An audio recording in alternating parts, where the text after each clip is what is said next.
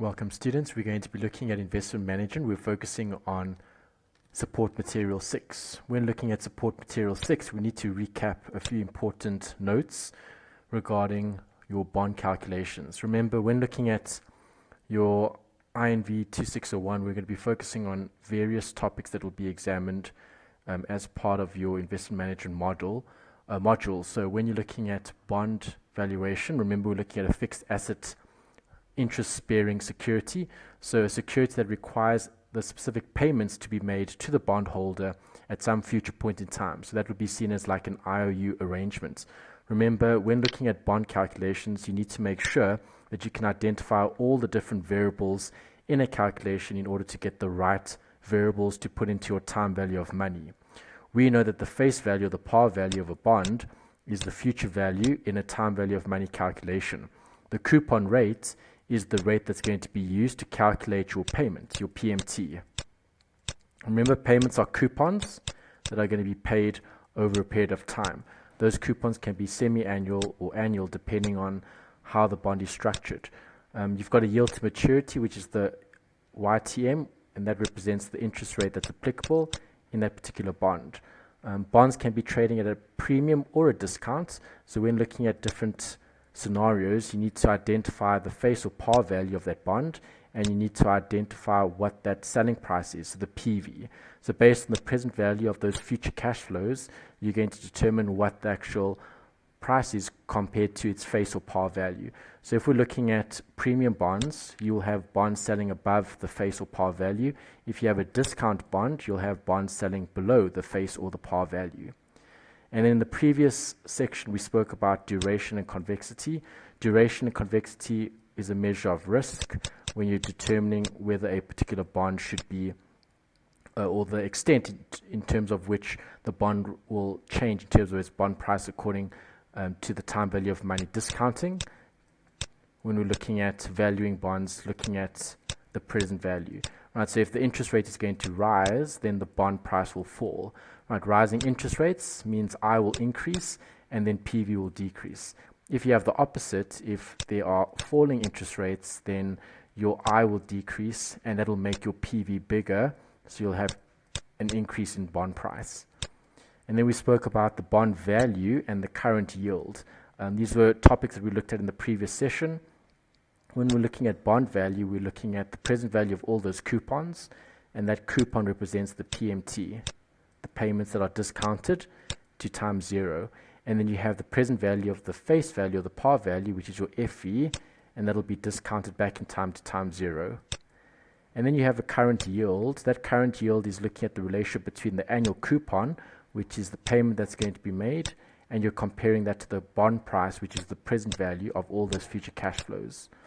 So those three important measures, face value, par value, and then the coupon rate and yield to maturity, those are three of the most important variables to consider when doing those time value of money calculations to establish what the bond price is at a particular point in time. This next slide is looking at applying the simple time value of money principles when looking at discounting. Just remember, any cash flow is going to be taking future cash flow based on your bond contract, which is the established coupons that are going to be paid over a period of time. So that contract is going to be an IOU arrangement that big businesses are going to issue in the markets, and those are going to be discounted back in time. So the present value or the par value, that's the future value at maturity. So if we draw a timeline, you're going to show FV here at the end. Right, FV, future value, which is the par value, that's at maturity. And that could be something like a 5 or 10-year bond. And over a period of time, you're going to be discounting that back in time. So every cash flow, the coupons, the PMT values are going to be discounted back at the current rate, which is the yield to maturity. And those coupon payments need to be discounted back in time in order to work out the PV, which is representing the bond price. Right, so all those future coupons need to be discounted back in time.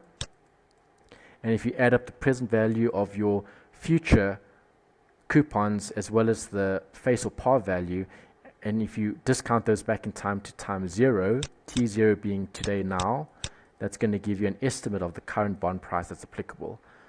All right, so just remember, when looking at calculations, you need to always consider the basic concept where you've got time value of money, discounting future cash flows back in time, and we need to remember that there is a relationship between your interest rate and your bond price. So just to highlight that note here, if interest rates are increasing, then bond prices will decrease. And if interest rates are decreasing, then bond prices will increase. And if we're looking at an investment decision, we need to make sure that we are going to be purchasing assets at a lower price. So we would want bond prices to fall. And as those bond prices fall, those bonds become cheaper. So when interest rates are rising, those bond prices are falling. And then the opposite is true. If interest rates are falling, then bond prices will increase. Right. So from an INV2601 point of view, if you're asked to make any decisions relating to bond prices, we need to consider the relationship between interest rates, so I, and your PV, which is your bond price. And obviously duration and convexity measures that relationship. What extent will your bond price fluctuate or change in line with your interest rates? Okay, this slide here talks about the different time value of money principles, where you have various timelines that need to be drawn. T0, which is the current PV, which is now. That's the bond price. Then you'll have your TN, which is your bond period. At the end, being your future value, which is your par value, your FV. So those are two important variables. Obviously, present value is important because we need to establish what the current price is. And then based on future cash flow, we're going to be discounting all of those future cash flows back in time. Right, a zero coupon bond won't have any coupons, so payments could be 0. If you have a coupon bond, then you're going to have a coupon rate. And that coupon rate is going to be used to calculate the PV variable, the payment, which is then going to be discounted back in time. Right, so just remember to check that your N, your I, and your PMT are all aligned. Okay, when I mean aligned, I'm referring to the time period that's applicable. So if you have a time period that's based in quarters, then your interest rate needs to be the quarterly interest rate, and then you need payments that are going to be made every quarter. And that will be denoted by I4. Okay, your payments are going to be made every quarter, so you'd have N. Let's say if it was a year, 1 year times 4 quarters would give you 4 periods, and then your payment would be the payment that you're going to be receiving each quarter, and that would be the coupon payment that's going to be made. Right, so from an INV2601 point of view, remember you're going to be making decisions based on whether this particular asset is going to be generating income. So your coupon payments would be seen as a receipt, and your future value or the maturity value, your face or par value, is going to be paid out at the end of that term. So those are some of the variables that you need to look out for in any question that relates to bonds. Right, then just one note here regarding bond duration and convexity. This is something that often comes up in tests and exams. When you're looking specifically at duration and convexity, remember you get different measures that determine how sensitive the price is to changes in interest rates. So if we're looking at duration, we're looking at the risk that's inherent in a particular bond based on its term, its coupon yield, its coupon and its yield. So when looking at those coupon payments, PMT, yield is your I and your term is your N. So if we're looking at these 3 points, just remember that when you have a long-term bond, that's subject to more interest rate risk because lots can happen over a longer period of time. That's N. When you have low coupon bonds, okay, you're looking at payments. Right, those payments are going to be subject to more interest rate risk than if lower coupons will be subject to more interest rate risk than higher coupons, because the coupon is the payment that's being paid to the bondholder. Okay, the bondholder would be seen as the investor, and that's going to affect your price sensitivity, which is your duration or your convexity. Okay, then the third bullet point says low yield bonds are subject to more interest rate risk than high yield bonds. So here we're looking at yield, which is your I. So if we're looking at interest rates, depending on what sort of current price is applicable or what current rates are applicable, let's write that down, rates. Those rates will change over a period of time, and we need to consider how that's going to be affected. If we're looking at any bond, obviously interest rates are going to be a factor that needs to be considered because rates can rise or rates can fall. And if rates rise or fall, that's definitely going to affect the bond price. So price sensitivity is a measure of that fluctuation. Right? Will we expect those rates to rise a lot or fall a lot depending on the durational convexity? So durational convexity is almost like a measure of change. If rates change, what is that going to do to the bond price? So interest rates need to be monitored and measured, and we need to compare those interest rates to the bond price to determine how those particular bonds are going to be affected. Remember, you get different types of bonds: corporate bonds, government bonds. Different bonds have different levels of risk. Some bonds fluctuate more when interest rates change, and some bonds don't fluctuate as much when interest rates change. And then just remember, convexity is looking at the curvature of the bond. Right, so we're looking at the idea of being able to predict what is going to potentially happening going forward. If rates are sloping upwards or downwards, okay, that could give us an indication of what is going to potentially happen in the bond market when we're looking at pricing these particular assets. Right, so that's very important to understand, and make sure you've covered all those concepts, because now we're going to be grouping all of those concepts together, and we're going to be talking about this concept called portfolio management. This is topic number 4. So if you're looking at the textbook, please remember that portfolio management takes everything else into consideration. So you need to know how to value equity, you need to know how to value bonds, and then you're going to be allocating capital into those different asset classes, and you're going to be determining what the best mix is. So when you're looking at a portfolio is looking at a mix or a classification of different assets. So a mixed amount or a mixed, let's call it a mixed bag, okay, of assets. Right, so sometimes you'd want to keep more bonds, sometimes you'd want to keep less. Right, so bonds and shares, okay, or property, those are different assets that make up a portfolio. Right, so when we're looking at investment management, INV2601, remember they're going to be asking you questions about all of these different decisions that need to be made. So when we're looking at INV2601 and we're looking specifically at these considerations, then we need to look at valuation. So how do we apply these concepts practically? Well, we need to look at different assets, and we need to assign a certain amount of capital to all of those assets, and we need to generate the highest potential return on investment, ROI. Okay, the higher the ROI, the better, because you're going to be generating a bigger return for a particular level of capital. Right, so if you were an investment management team, what ideas are you going to bring to the table? Well, there's a lot of different styles and a different way of approaching your decision making. Right, there are aggressive risk profiles, aggressive. There's more conservative, and those are all different perspectives to have on your portfolio. So again, it depends on the portfolio that you have. Right? Is it a more aggressive portfolio or is it a more conservative portfolio? Right? It doesn't matter what view you have, you need to manage that portfolio appropriately, and you need to assign a certain amount of capital to different assets. Right, so when we're looking at this particular topic and we're looking at a portfolio of assets, remember we're trying to establish what the value is going to be going forward.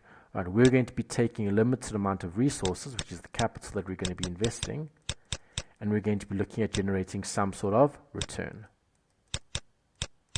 Right, so there are many different asset classes to consider. The main ones would be property, equity, bonds, and then cash. Right, we're just looking at level of risk. Equity would be considered the highest risk, high risk. Cash would be considered very, very low risk. Right, and then obviously bonds and property in the middle, more moderate to high, or moderate to low, depending on which asset class we're looking at. Right, so those are the four main asset classes that are going to be considered. Remember, in INV2601, your focus is on all of them, but it's very high level. So when you're looking at equity, you're looking at equity valuation. So we looked at Gordon growth, we looked at discounting future dividends back in time. When we're looking at property, that's a whole separate measurement in terms of value that you could establish when you're investing in that asset class. That one isn't covered in INV2601. Bonds is, right? So the main ones that you've seen so far, equity valuation and bond valuation. Right? Bond valuation is looking at the price of a particular bond that's going to be generating a certain amount of cash flow over a period of time. Okay, remember, bonds are used to secure almost like a stream of cash flow. Right? That cash flow will either be more or less attractive going forward, depending on what's happening in the market currently.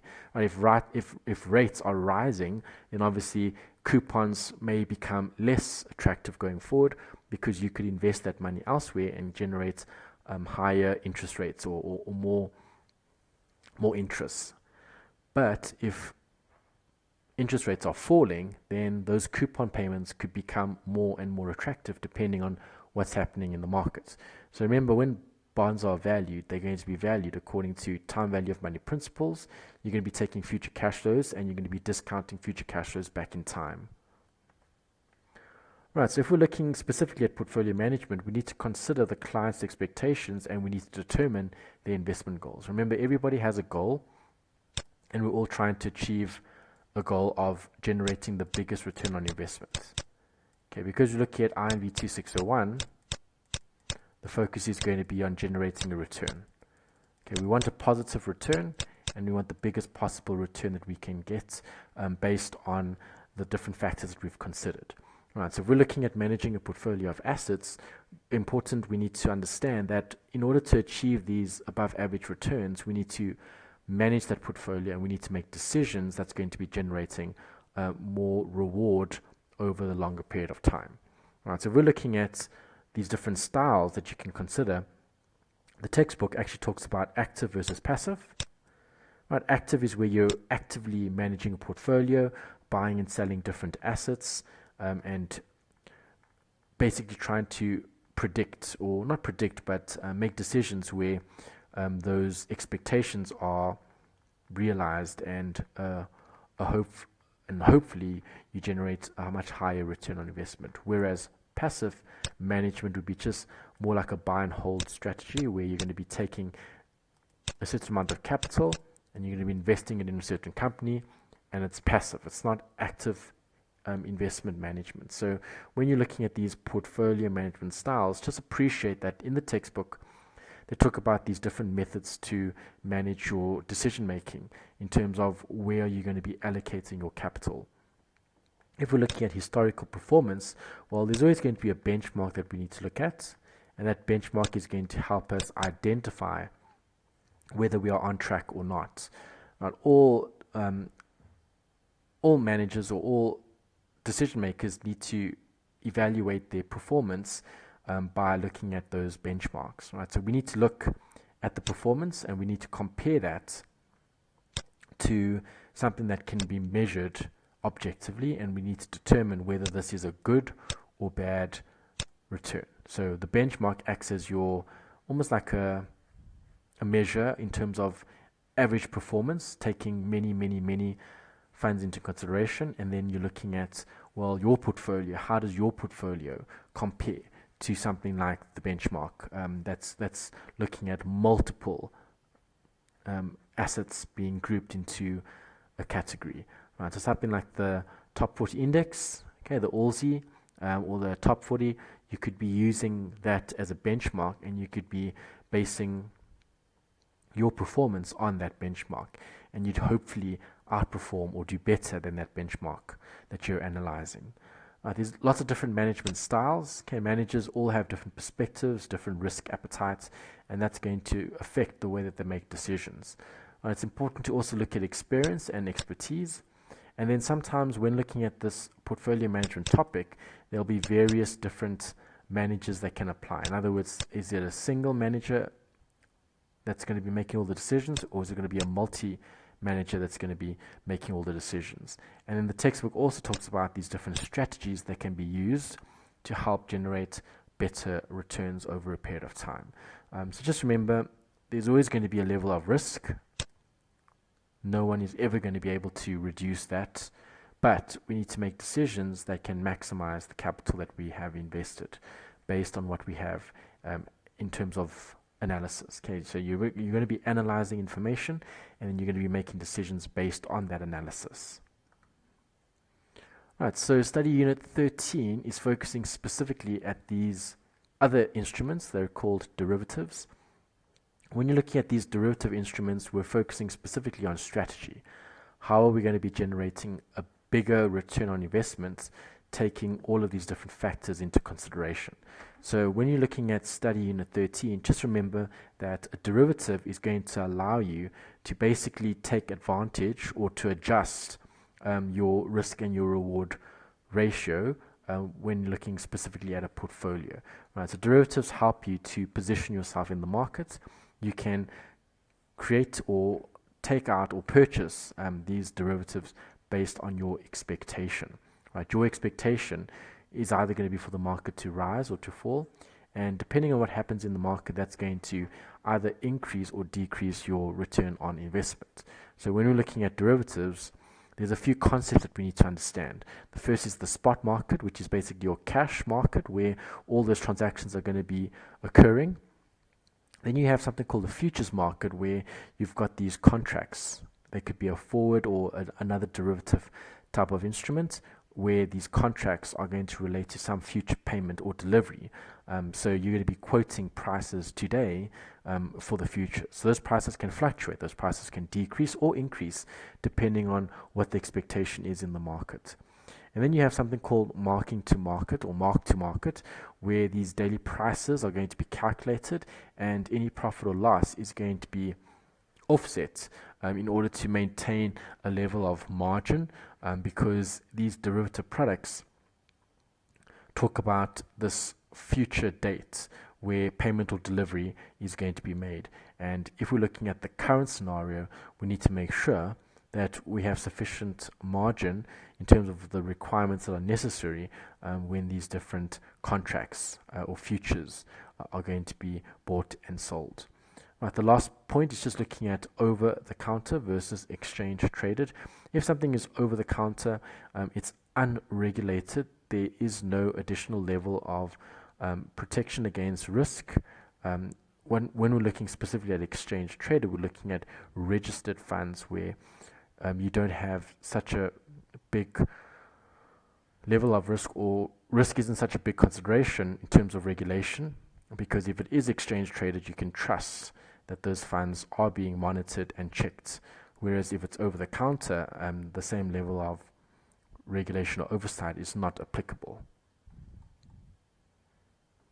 All right, so the first option, first derivative we're going to be looking at is the option.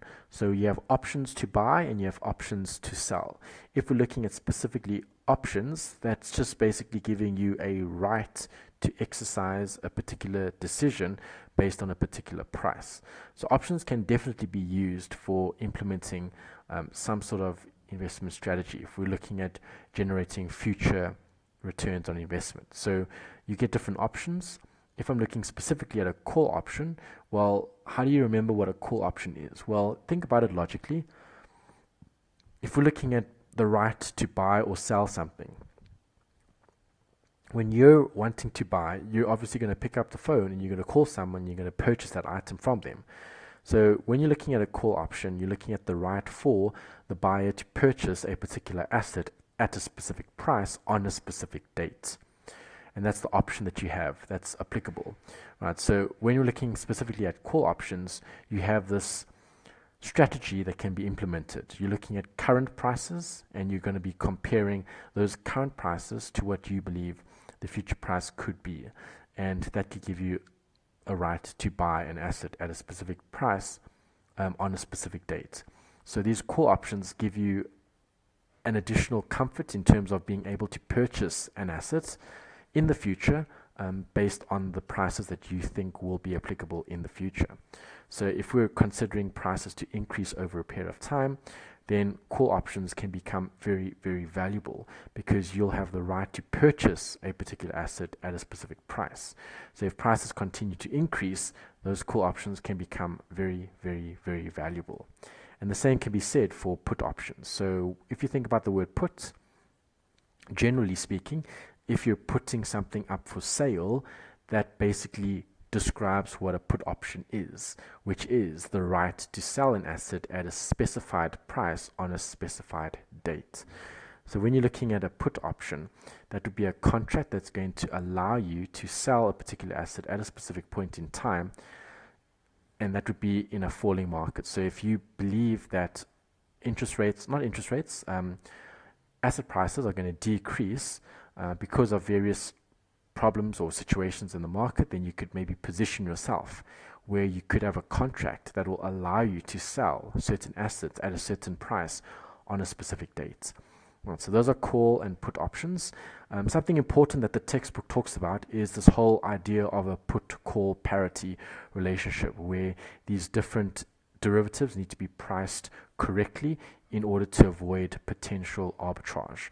So arbitrage is just basically mispricing. If you've read through the textbook, you'll see the textbook talks about arbitrage. If we're looking at arbitrage, we're looking at this mispricing that can happen in the market if certain assets are valued and those valuations are incorrect. So just remember, when you're doing any sort of calculation and you're comparing the price of a put to the price of a call, then you're going to be using this formula here.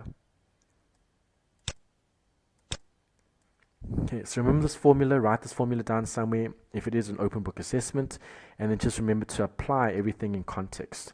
Right, if I'm looking at this put-call parity relationship, what this basically states is that the current share price plus the puts is going to equal the call price plus the strike price divided by 1 plus the risk-free rate, okay, to the power the time to expiry. In other words, how long do you have for that particular option.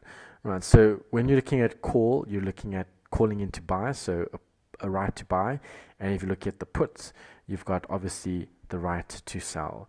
Right, and obviously if I'm looking at this put-call parity relationship, we need to make sure that these assets are fairly priced in the market, and that's why when you're looking specifically at this concept or this idea of pricing the put and the call, you need to use this formula. Right, so when we're looking at value, you get two types of value, the call option value and the put option value.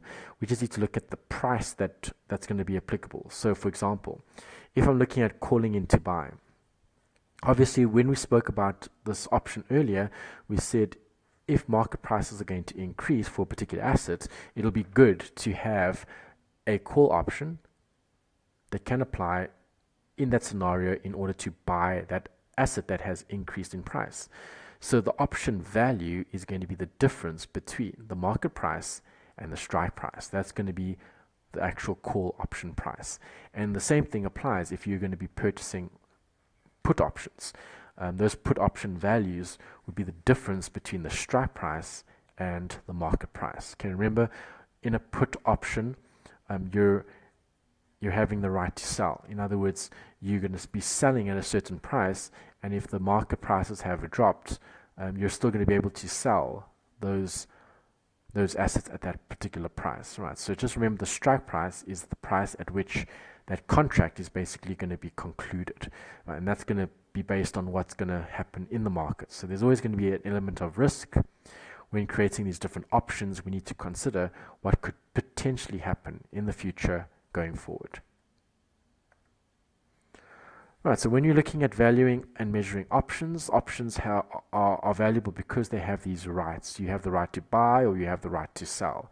So when you're looking at measuring the value of these options, these terms are often used, okay, in portfolio management, when you're referring to different types of scenarios. Okay, for example, the first one, if it's said that you're in the money, that's basically indicating that whether buying or selling of an option at a specific strike price or exercise price would be profitable, right? That means we're in the money. In the money meaning if I had to execute that option, if I had to buy or sell, depending on what type of option you have, that's definitely going to generate a return on investment, which is a profitable outcome. And then the opposite is also true. You could be seen as being out of the money, where buying or selling a particular option at a specific price or exercise price is not going to be profitable. And because remember, these contracts, these options are derivatives that need to be bought and sold. So if you're in the money, that option has value. If you're out the money, the option does not have any value. And then there's something called at the money, where the current strike or exercise price and the asset price are equal. Right, and then the textbook also highlights the differences between these two types of options. You get American options and you get European options. Okay, think of the word A, American, meaning anytime, and think of the E in European options as expiration. Right, so when you're looking at these two types of options, those American options can be exercised on or before the expiration date, whereas the European options can only be exercised at expiration. So those assets are going to be rising or falling in terms of value based on what's currently happening in the markets. Right, so if you've been asked to answer questions about options, it's important to picture these diagrams. Right, so I've given you a few diagrams here just to show you what all of these scenarios will look like. This first diagram is look at the call option, which we just spoke about is the option to buy. So here we would have a call in order to buy. So this what does this do? It gives you some peace of mind. It gives you the right to buy an asset at a specific price on a specific date, and that is going to be calculated looking at the call option value, right, which is the difference between your market price and the strike price. Right, so in this diagram, just to demonstrate what's happening, if I assume that the strike or exercise price is going to change, it's going to increase potentially. Right, that's obviously going to affect the market price of an asset. Okay, remember, you're always going to have to pay for these options. Okay, these options are contracts that are binding, that allows us to create these financial instruments, these derivatives. So if I'm looking specifically at how does a call option work, well, remember we said think call option, think about calling in to buy something.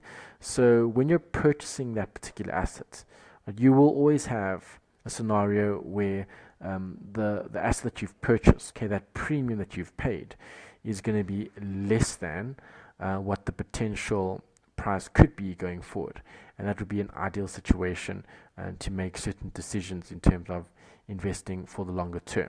Right, so market price will definitely increase, okay, if more profit is generated as well, and that's obviously going to affect the operations for that particular business. And the opposite is true. So obviously you can have losses that are generated depending on the type of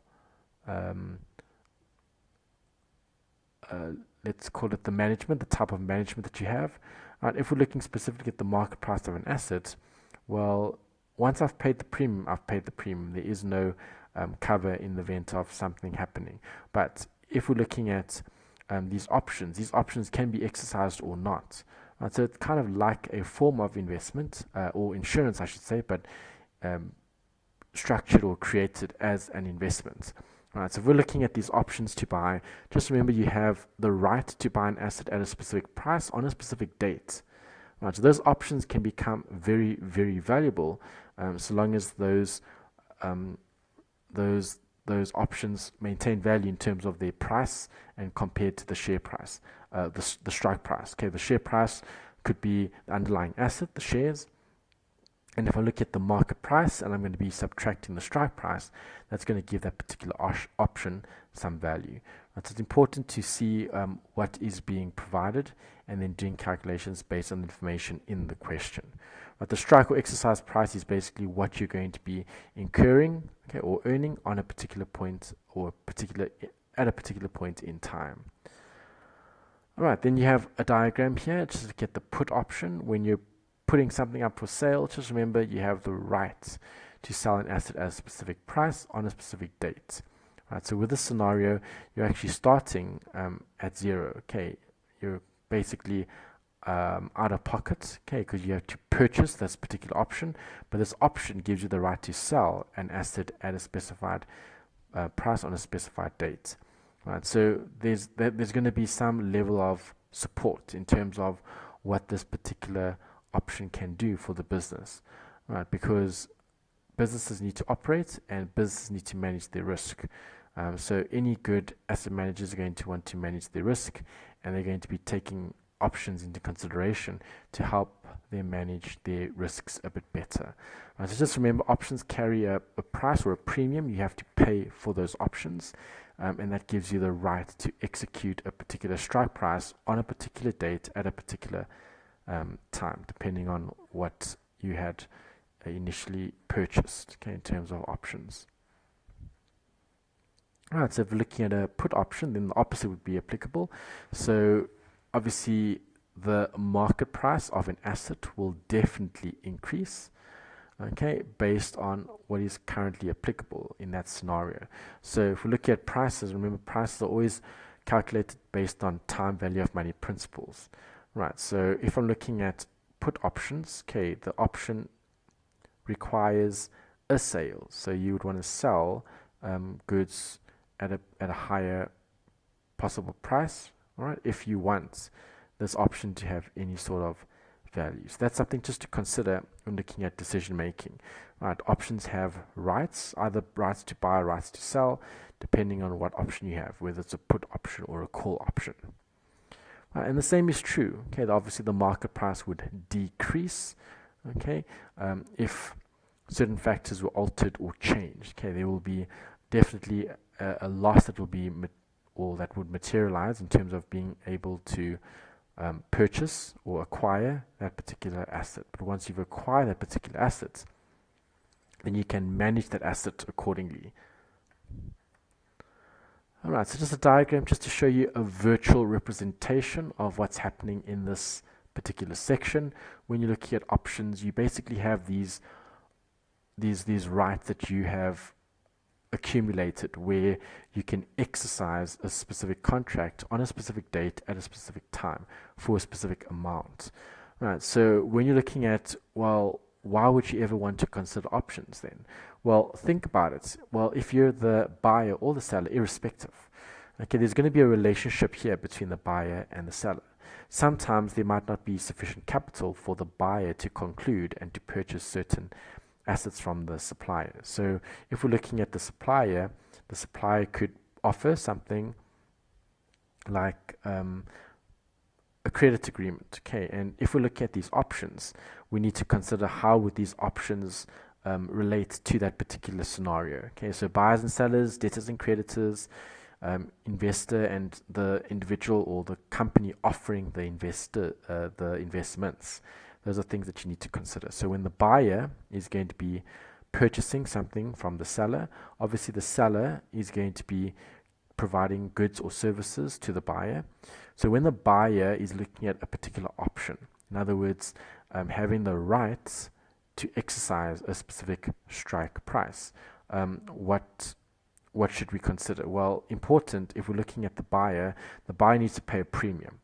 Right? The buyer pays a premium in order to have access to these rights. In other words, the rights to exercise a specific price on a specific date and time. Okay, these are contracts that are created that need to be adhered to in terms of law. So when we look at these options and the rights that they have, just remember that you're buying this derivative, and this derivative gives you a share in the underlying asset or liability, depending on what type of option it is. These options or these derivatives can be created using many, many different types of products. Right, so just remember, focus on the buyer. Okay, remember we're looking at investing. Right, so as the investor, you're going to be investing in different asset classes or assets. Right, so just remember, perspective is everything. Right, so I have two workings here for you to do. Just looking at this concept of put options and call options, we were trying to calculate the value of the option and whether we are in the money or out the money depending on the analysis that you have performed. Okay, so when we're looking at these questions, remember, important is to write down the formulas. So the formula for a put option, which is putting up to sell, right, would be the strike price minus the market price.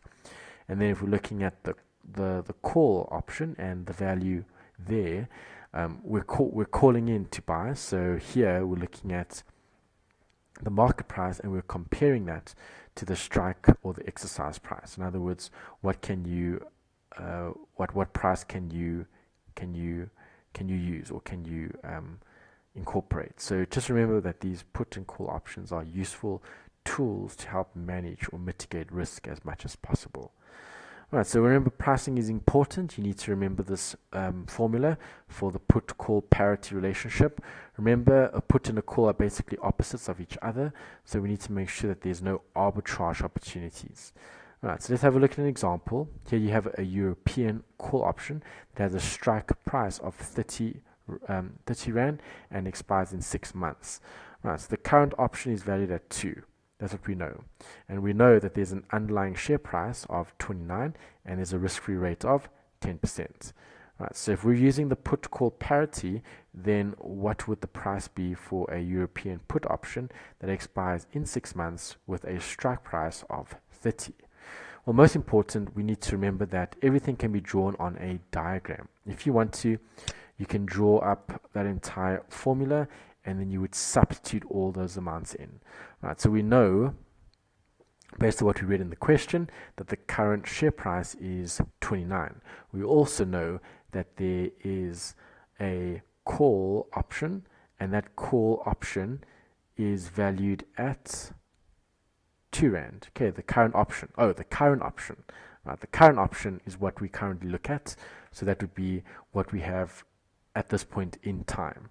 Right, so using the put-call parity, what would the price be for a European put option that expires in 6 months with a strike price of 30?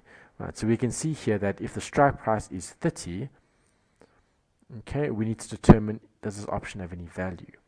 So if we look at this current share price plus put equals call plus the strike price, all divided by 1 plus the risk-free, taken back in time according to time value of money, is going to give you a deeper outlook or deeper, let's say, view on the actual business's operations. Okay, because remember, those businesses are going to be buying and selling, and they're going to be making investment decisions based on their limited resources, and they want to generate the most return on investment. So if we're looking at arbitrage and preventing that from taking place, we need to make sure that when these options are created, that the put in terms of pricing is in line with the call. And that's why you have this equation. The current share price plus the put equals the call plus the strike price divided by 1 plus the risk-free rate, obviously the power, time to maturity or expiry. Alright, so if you substitute all those values in, just remember to check that all those variables align. If you're putting in months, make sure you use the monthly rate, make sure you use payments monthly. If you're looking at a quarterly rate or a quarterly amount, then you'd be looking at quarters, okay, or half years, it doesn't matter, or months, it all depends. But we just need to remember that if we look at these options, we need to keep that in mind when looking at these valuations. Okay, put and call options need to be valued together. Then we have a note here regarding swaps. Interest rate swaps is a transaction which two unrelated borrowers independently borrow identical principal amounts for the same period for different lenders, with one paying a fixed rate and the other paying floating.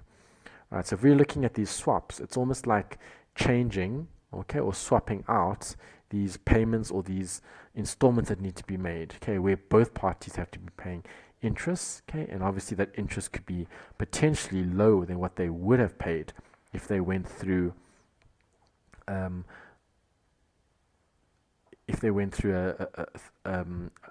closed funding, let's call it method. Okay, so if we're looking at parties, okay, we're looking at swaps. So in other words, someone else taking a loan and you're paying off the interest for it. Right, so why do we swap? Well, if you think about it, we spoke about derivatives and we spoke about portfolio management. Okay, so in these last few chapters in your study guide and your textbook, they're going to be highlighting how important it is to raise capital. And if you're able to raise capital using a swap as a derivative, okay, as a derivative financial instrument, that's going to assist you in making better decisions. Right, so there's a few bullet points here that you can have a look at.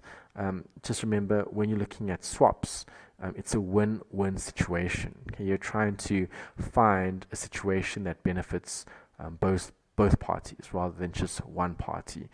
So just remember that when you're looking at these swaps, we're looking at the ability to almost like structure your own financing, but without going directly to the bank. Okay, so when you're looking at these swap examples, okay, I've got borrow one. Obviously, borrow one has a fixed rate of interest of 17%, and they have a float rate of interest, which is prime plus 0.75. Right, you also have another borrow, and this could be a financial institution where potentially, okay, their rates could be lower. So the fixed rate here could be something like maybe 12.5%, and the floating rate could be just prime on its own. Right, so if we're assuming the prime lending rate is, let's say, 8.5%, that's obviously going to provide us with a basis in terms of all these calculations. So we need to substitute all of these values into that equation or into that calculation, and we need to identify what the actual amounts are going to be and what the differentials are. Okay, if you're looking at borrowing from one person, in other words, swapping with one person and swapping with another. So when looking at these interest rate differentials, obviously the bigger the differential, the better, because there's more, let's call it, leeway in terms of adjustments. Okay, you can adjust those amounts a lot easier than if those amounts weren't, let's call it, accurate. Okay, so just remember, swaps is looking at this differential. Okay, you're looking at two rates and you're checking which rate is bigger or smaller, right? So if I look at borrow one and borrow two, obviously if we look at their fixed rate of borrowing, we can see that the interest rate differential here was the 17 minus the 12.5, which gives you 4.5. Right, had we go with the other option, okay, in terms of interest rates, what is the interest rate differential for the next example? Well, if you look at here, we've got floating. Okay, floating would be prime plus 0.75 minus prime, with the current rate. So future rate minus current rate, determining what the actual differential is. And in this case, you can see that it's a very, very small differential, only 0.75%. Right, so if we're looking at these differentials, that's going to help you make a decision on whether to swap or not. Right, so if we draw a diagram just to show this visually so that everybody's on the same page. Right, if I'm looking at borrow one, I have a fixed rate that's 17%, and I have a floating rate that's prime plus 0.75. Right, then borrow two has very similar considerations in terms of what you would be looking at. So the fixed rate here is 12.5 and the floating rate is prime. Then all we need to do is just talk about the interest payments. In other words, if borrow one is going to be taking out the floating rate, they're going to be paying prime plus 0.75%. Right, that's the interest payments. So it's prime plus. It's quoted like that. Right, if it's a fixed rate, then you'll have 12.5. Okay, fixed meaning not going to be changing, right? So that would be a certain decision or criteria that will be followed irrespective. All right, so you've got two different borrowers, borrow one or borrow two.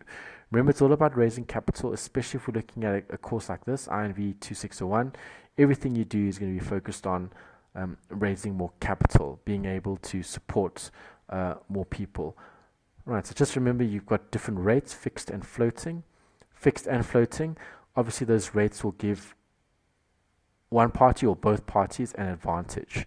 Right, so if we're looking at the type of agreement that could be established between those two borrowers, borrower 1 can borrow at floating rates and borrower 2 can borrow at fixed rates. If that's the case, then each is definitely going to agree to pay the other's interest payments. In other words, if you're borrowing from the one borrower, obviously it's your responsibility to meet your obligation. Right, so it's important to understand that if you're either borrower 1 or borrower 2, there needs to be some sort of level of almost like peace of mind. Okay, so here, if we're looking at the scenario, obviously borrower 1 will pay borrower 2 a premium for getting a lower rate. Right, if you look at the diagram again, okay, you can see borrower 1, right, has a very, very high fixed rate, right, but if you look at the floating rate, it's got a very, very, very small floating rate. So this would be looking at floating versus fixed in terms of rate that needs to apply in the actual working. Right, so it's important to understand how this could be structured. If you're looking at a swap agreement, well, borrower 1 could borrow rates at floating and borrower 2 could borrow rates at fixed. And then each of them, okay, would have to agree to pay the other's interest payments. In other words, trying to raise capital more suitably and then trusting that you will pay them back over a period of time. Right, so swap is purely a way to finance or to purchase assets where there are different rates and to check that those rates are all reliable and accurate. Right, so just note, if you're looking at borrower 1 and 2, borrower 1 will pay borrower 2 a premium for getting a lower rate. Right, this is something that can happen based on how you've created the swap. Right, so just remember, when you're looking at a swap, you'll always have the business and you're going to be having these different scenarios that you need to look out for. Right, if scenario 1 applies, well, scenario 1 is looking at borrower 1 and how borrower 1 is going to be adding a premium, okay, of 3.5% to borrower 2 for having created that product or helped to create that product. And then there's obviously interest payments that we need to take into consideration. Okay, when I'm looking at interest payments have to be paid over a period of time. If I'm swapping my interest payments, then I'm going to be looking at ways to decrease the amount of interest that I'm going to have to pay. All right, so if we're looking at these two rates, you can see that prime here is 8.5%. Okay, if I'm looking at floating, there's going to be a premium that's going to be paid. So a premium would be something that is a compensation for having been able to secure a better rate. So borrower 1 obviously is in a much better position because of their fixed rate being 17 and their fixed rate being 12.5, and then floating being prime plus 0.75, or for borrower 2 floating rate, which is just prime. So obviously, if we're looking at these two key considerations, you could say, well, borrower 1 is not in such a good position because of these higher rates versus borrower 2, which has slightly lower rates. So just remember that you need to look at both parties and then do calculations to see what will actually happen in this type of swap agreement. Right, so if we're looking at borrower 2, just to focus on that for a second, borrower 2 is going to have to pay back the interest payments for borrower 1. Right, so if borrower 1 had lent or purchased things on credit, there will be interest payments that need to be made. So borrower 2 would pay borrower 1's interest, and borrower 1 would pay borrower 2 interest. Right, just note that obviously in reality there's going to be an intermediary who will definitely facilitate this transaction and make it happen. If we're looking at the net effect, okay, if we're looking at borrower 1 and borrower 2, you can see that they will pay borrower 2, okay, so in other words, borrower 1 paying borrower 2 the fixed interest rate, which is 12.5%, plus the premium, okay, which is 16%, right, which is still less than the fixed rate of 17. All right, so when we're looking at these payments that need to be made, we're always going to be taking that into consideration. Okay, remember, if I'm going to be swapping these payments, there's going to be something that's going to be paid because of that. So that's going to be that payment that needs to be made to the one party. Right, so just remember, the premium is almost like that requirement to start that particular product, and that premium is going to be imported when building that into the costs. Right, so obviously if I'm taking the fixed rate and I'm adding the premium, that's going to give me the 16%. And you would do the same thing for borrower 2. Here though, they said that they will pay borrower one's floating interest payments. Okay, so you've got two different payments. You've got your fixed interest security payments and you've got your floating interest security payments.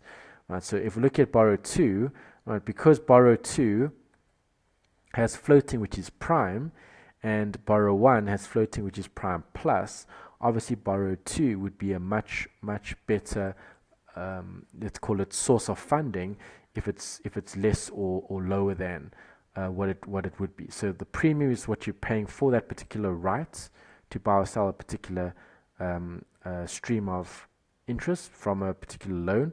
So the swap is going to be giving you an indication of what's happening here.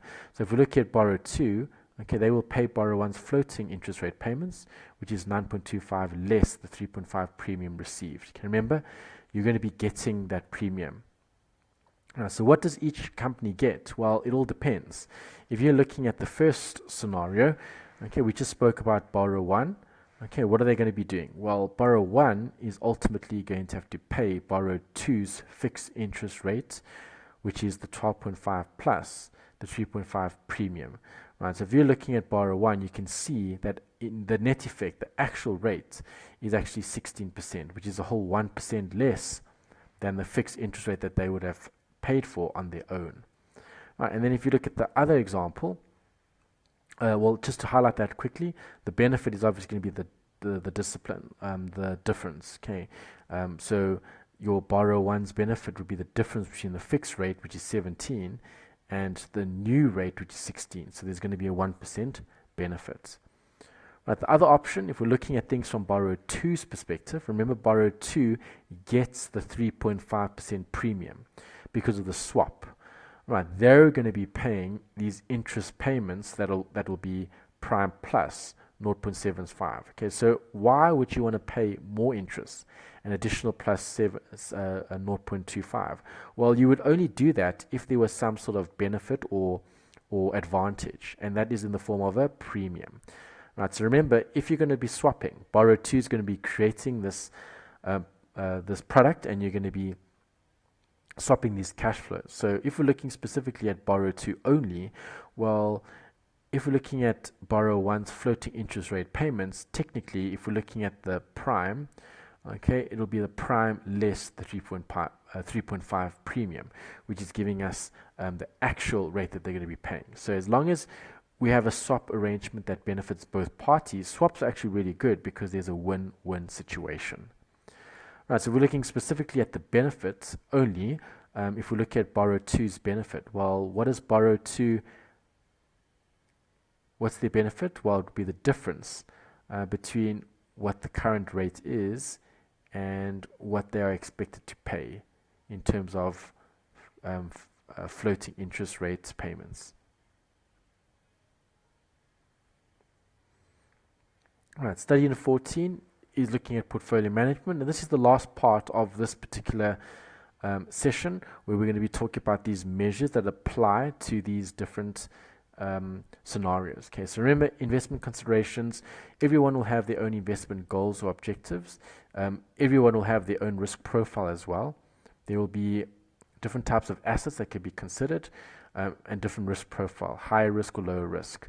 Then there's different strategies. You can be more active, you can be more passive in terms of your investment strategy.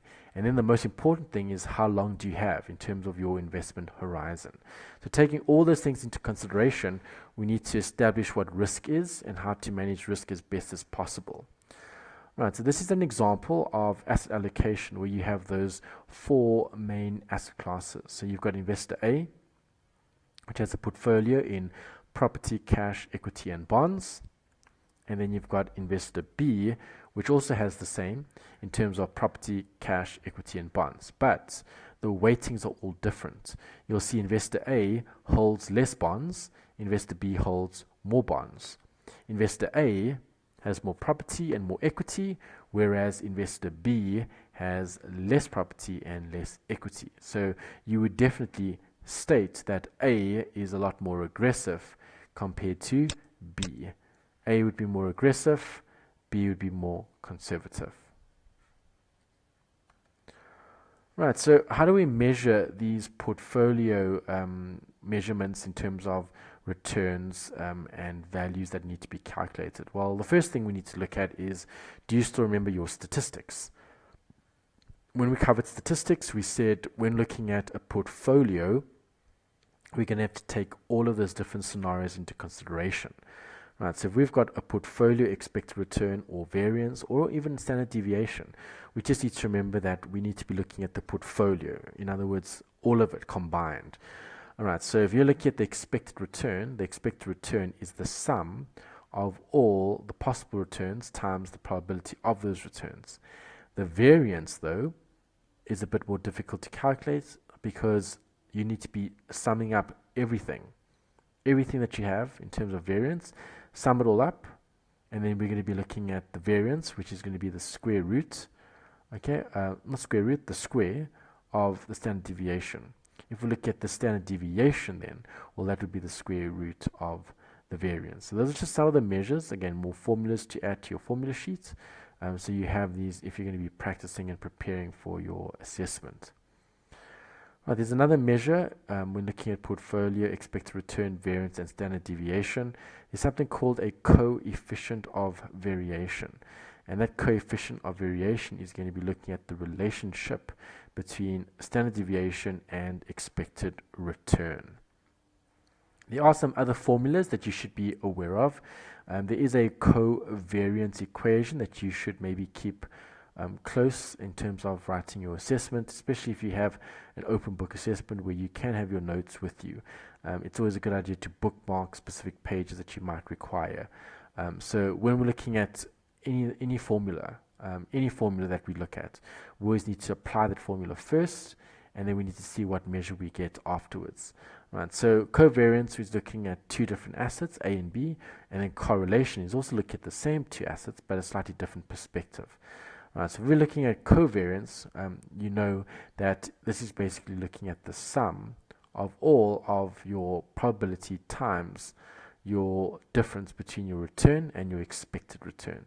Right, and then you're going to be multiplying that by your return, minus the expected return. So very, very complicated when looking at how two assets are going to be varying in line with each other. So covariance is where you have two different assets, A and B potentially. Correlation is looking at the relationship between those different assets. That you need covariance, and then you need standard deviation for each of them. You need a standard deviation for A, and you need a standard deviation for B. That correlation will either be -1 or +1 or something in between. Right. So when you're looking at correlation, you're looking at that impact in terms of if the one asset changes, how will that affect the other assets? Right? Do they or are they correlated? Okay, correlation is very important because that can help you manage your portfolio to make better decisions. Right, then we've got a note here regarding the risk-adjusted portfolio performance measures. All of this can be calculated using weightings. Just be careful when calculating a portfolio standard deviation. We need to use this equation. Okay, you're basically looking at weightings times the standard deviation of one of your assets. Okay, and then you've got obviously weighting for the second asset squared, and then multiplying that by the standard deviation for the second asset. And then you've got a whole measure of different different calculations in the calculation to measure what the portfolio standard deviation is. Just remember, R is the correlation. Make sure you incorporate that as well when doing these workings and calculations. All right, so when looking specifically at risk management or investment management, risk management is very important. We need to consider the investment portfolio. We need to weight all of the different assets that are used. The exposure is important to determine whether diversification is possible or not. And then we have to calculate the portfolio standard deviation to work out whether those two assets can be used to generate a favorable return. So when looking at this portfolio standard deviation, we need certain things. We need the correlation and we need the standard deviation. And that's going to help us to measure what that portfolio standard deviation is going to be. All right, then there's a little summary here just to wrap up what we've looked at so far. Portfolio management can either be active or passive, depending on how much, let's call it evaluation or decision making is taking place. And then you've got different derivatives to help you structure these portfolios. Right, just remember options and swaps are derivatives, and those derivatives can help you structure a portfolio and manage risk better. And then you've got portfolio management, which is looking at all of these different considerations. Right, so that takes us to the end of session support material number 6.